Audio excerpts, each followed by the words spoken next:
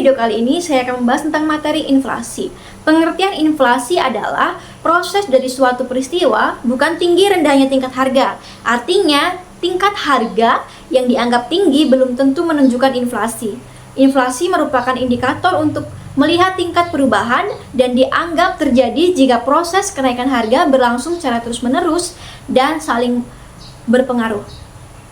Istilah inflasi juga digunakan untuk mengartikan peningkatan persediaan uang yang kadangkala dilihat sebagai penyebab meningkatnya harga. Ada banyak cara untuk mengukur tingkat inflasi. Dua yang paling sering digunakan adalah CPI dan GDP. Inflasi dapat digolongkan menjadi 4 golongan, yaitu inflasi ringan, sedang, berat, dan hiperinflasi. Inflasi ringan terjadi apabila kenaikan harga berada di bawah angka 10% per tahunnya. Inflasi sedang antara 10% hingga 30% per tahunnya.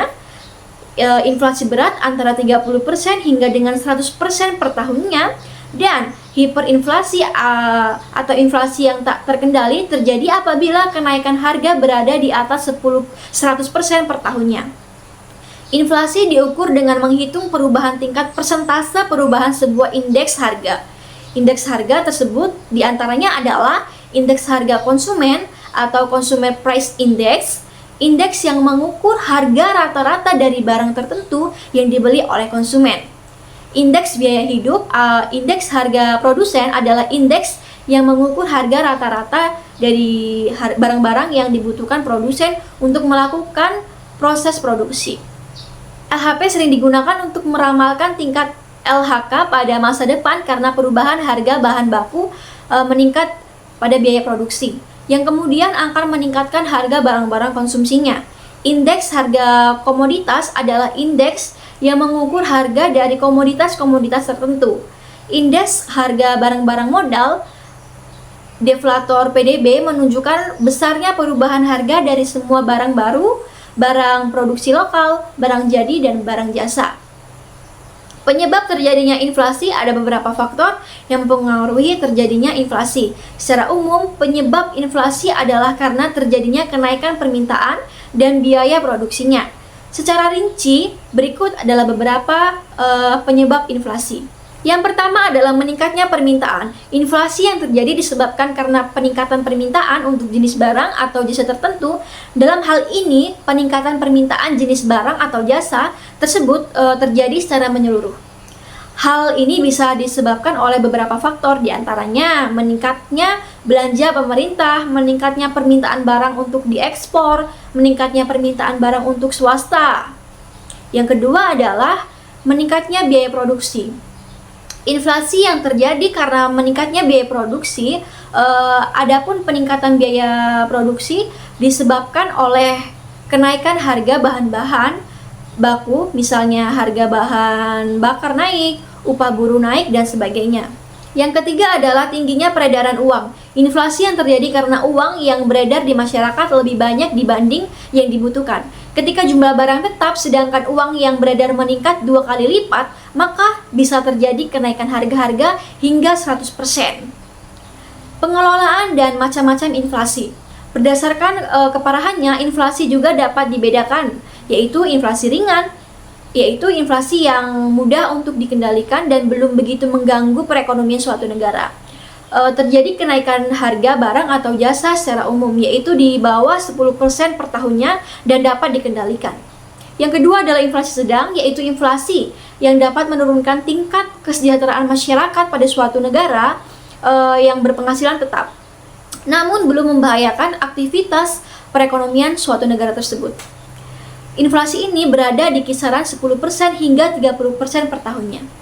Nah, yang ketiga adalah inflasi yang tinggi, yaitu inflasi yang paling parah akibatnya harga-harga naik sampai 5 atau 6 kali lipat. Masyarakat tidak lagi berkeinginan untuk menyimpan uang sebab nilai uang merosot dengan tajam sehingga ingin ditukarkan dengan uang, sehingga perputaran uang semakin cepat dan harga barang atau jasa naik secara akselerasi. Biasanya keadaan ini timbul apabila pemerintah mengalami defisit anggaran belanja yang dibelanjakannya dan ditutupi dengan mencetak uang. Nah, yang selanjutnya adalah inflasi yang sangat berat atau hyperinflation, yaitu inflasi yang telah mengacaukan perekonomian suatu negara dan sangat sulit untuk dikendalikan meskipun dilakukan kebijakan moneter dan fiskal. Inflasi ini berada di kisaran 100% ke atas per tahunnya. Dampak dari inflasi ini adalah memiliki dampak positif dan negatif bagi suatu negara maupun rakyatnya. Dampak-dampak ini dapat kita lihat melalui beberapa aspek kehidupan masyarakat. Berikut adalah beberapa dampak inflasi secara umum. Yang pertama adalah dampak inflasi terhadap pendapatan. Inflasi dapat memberikan dampak positif dan negatif terhadap pendapatan masyarakat. Pada kondisi tertentu, misalnya inflasi lunak, justru akan mendorong para pengusaha untuk memperluas produksi sehingga meningkatkan perekonomian. Namun, inflasi akan berdampak buruk bagi mereka yang berpenghasilan tetap karena nilai uangnya tetap, sedangkan harga barang atau jasa itu naik. Yang kedua adalah dampak inflasi terhadap minat. Pada kondisi inflasi, minat menabung sebagian besar orang akan berkurang. Alasannya karena pendapatan dari bunga tabungan jauh lebih kecil. Selanjutnya adalah peran-peran bank sentral. Bank sentral melalui kebijakan moneter dapat mengontrol jumlah uang beredar untuk mengendalikan inflasi dengan menggunakan 3 kebijakan moneter utama sebagai berikut. Yang pertama adalah operasi pasar terbuka. Bank sentral membeli dan menjual obligasi negara dengan cara bank sentral menginstruksikan para pialang obligasi untuk membeli dari publik di pasar obligasi nasional. Uang yang dibayarkan bank sentral untuk obligasi tersebut meningkatkan jumlah uang beredar di suatu negara. Untuk mengurangi jumlah uang beredar, pemerintah melakukan hal yang sebaliknya. Selanjutnya adalah tingkat diskonto. Bank sentral melalui regulasinya dapat menaikkan atau menurunkan tingkat bunga pinjaman untuk bank-bank umum di bawahnya. Bank umum meminjam dari bank sentral jika memiliki sedikit cadangan untuk memenuhi persyaratan cadangan. Ketika bank sentral memberikan pinjaman kepada bank umum tersebut, sistem perbankan memiliki lebih banyak cadangan dibandingkan dengan yang seharusnya, sehingga cadangan tambahan ini memungkinkan sistem perbankan menciptakan lebih banyak uang. Semakin tinggi tingkat diskon yang ditetapkan bank sentral terhadap bank umum, maka semakin enggan bank meminjam cadangan dari bank sentral. Oleh karena itu, kenaikan tingkat diskon mengurangi cadangan dalam sistem perbankan yang kemudian mengurangi jumlah uang beredar. Syarat cadangan kas minimum, bank sentral dapat meningkatkan atau mengurangi syarat cadangan kas minimum yang harus dimiliki oleh bank umum di negaranya sendiri. Kenaikan syarat cadangan kas minimum ini berarti bahwa bank-bank harus memegang lebih banyak cadangan sehingga mengurangi pinjaman dari setiap unit yang disimpan. Akibatnya, hal tersebut meningkatkan rasio cadangan, menurunkan penggadaan uang, dan menurunkan jumlah uang yang beredar. Sebaliknya, penurunan syarat cadangan minimum ini menurunkan rasio cadangan, meningkatkan penggadaan uang, dan meningkatkan jumlah uang yang beredar.